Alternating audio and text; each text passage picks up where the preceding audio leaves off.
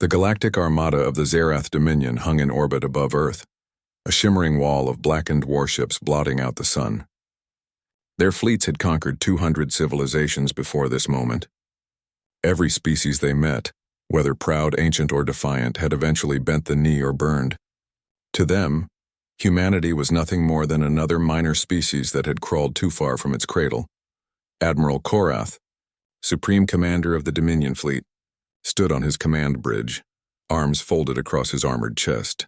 His voice carried the arrogance of a predator certain of its victory. "Transmit the ultimatum," he ordered. "They will surrender their world or they will be erased from history." The message thundered across every screen and transmission channel on Earth. "Lay down your arms.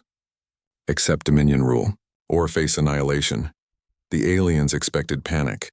They expected silence. They expected surrender. But what they received instead was something else entirely. Earth did not bow. In the deep underground chambers of Geneva Command, Earth's highest council of defense sat in tense silence. Generals, scientists, and leaders from once rival nations had gathered beneath the concrete ceilings scarred with old Cold War paranoia. Humanity had always feared itself, but for the first time in history it feared something greater. General Marcus Hale, his face carved from decades of war, broke the silence. "They think we are fractured. They think we are weak. They don't know what we keep hidden." Dr. Eliana Cade, chief of the secretive Aegis program, adjusted her glasses. "If we unleash them, there's no going back. Billions could die. The cost of this defense may scar humanity for centuries." Hale's answer was cold, better scarred than extinct. A single command unlocked vaults sealed for generations. Beneath oceans, deserts, and frozen tundras, hidden hangars rumbled awake. Steel titans stirred, their blackened hulls gleaming with forbidden technology. The culmination of centuries of secret military projects humanity had sworn never to use. The Dark Armada.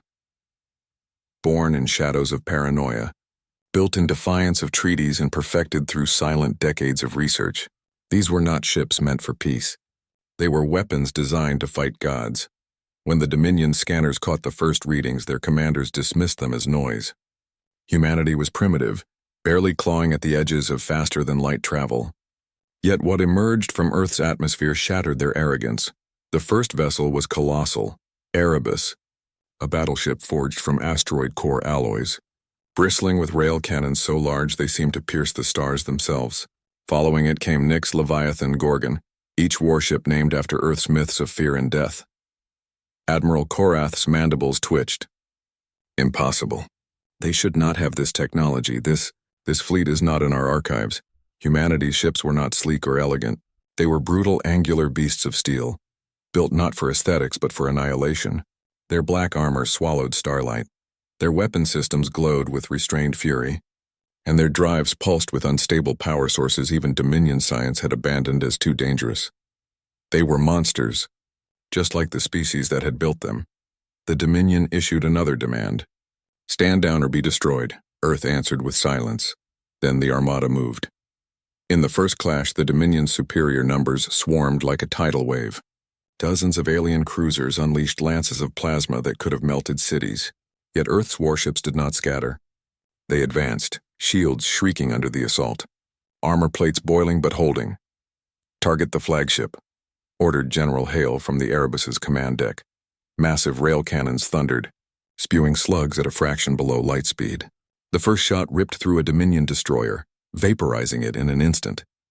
The second tore a cruiser in half, its debris scattering across the void. The aliens had expected easy conquest. What they faced was a nightmare engineered by centuries of human paranoia, the fear that one day something far worse than themselves might come. The Dominion countered. Their fleets were disciplined, their technology refined by millennia of conquest. Yet every maneuver met something alien to them, human ingenuity. The Leviathan ignited its experimental graviton core, bending space like liquid, dragging enemy vessels into its killing zone. The Nyx deployed stealth drones, cloaked so deeply they were invisible even to Dominion sensors, launching surgical strikes into carrier bays. The Gorgon unleashed swarms of AI-guided kinetic warheads, simple, brutal, and devastatingly effective. Admiral Korath watched as his warships, ships that had crushed empires, were gutted by weapons humanity had built in secret. He hissed in disbelief. This is not possible. They are primitives. But humans had never been primitives. They had always been preparing. Inside the Erebus, the crew felt the weight of their defiance. Smoke and fire filled corridors. Hull breaches claimed dozens by the hour, and yet no one broke. Humanity had survived plagues, wars, and apocalypses of its own making. Against extinction, there was no surrender. Dr. Cade's voice echoed through command. Erebus's main reactor is destabilizing. If we channel it into the forward cannons, we can cripple their dreadnought, but it will burn us out. General Hale did not hesitate. Do it. The Erebus's prow opened, light searing brighter than any sun. A beam of condensed fury lanced across the void, striking the Dominion's flagship dreadnought. Its shield shattered, its hull ruptured. The giant split apart, spilling its burning insides into the cold black of space. For the first time in Dominion history, their fleet recoiled. The war raged for hours that bled into days. Human ships fell, burning in silent funeral pyres across the orbit of Earth. But with every loss, the Dominion paid tenfold. What they could not comprehend was humanity's will. Where Dominion soldiers fought for empire and obedience, humans fought with desperation, the feral, cornered resolve of a species that had clawed its way from caves to the stars, always against impossible odds. They will not break, Admiral Korath whispered, watching as his forces dwindled. They are, like us, no. Worse than us. The final blow came when the Gorgon detonated its core, collapsing into a singularity that consumed half the Dominion fleet in a silent scream of twisted metal and shattered pride. Silence returned to orbit. Of the Dominion fleet, only wreckage remained. Erebus drifted crippled, its decks littered with the fallen, yet its flag still flew. On Earth below, billions watched the skies, their hearts trembling not with fear but with pride. Humanity had not surrendered. It had shown its darkest weapons, its most terrible resolve, and it had survived. Admiral Korath's escape pod floated among the ruins, his once proud voice hollow. His final transmission carried across subspace, reaching Dominion High Command. Do not return to this world. Do not test them again. Humanity does not prey. They are predators hiding in the dark, waiting for the day they must bare their teeth. They expected surrender. But Earth has shown us its true face.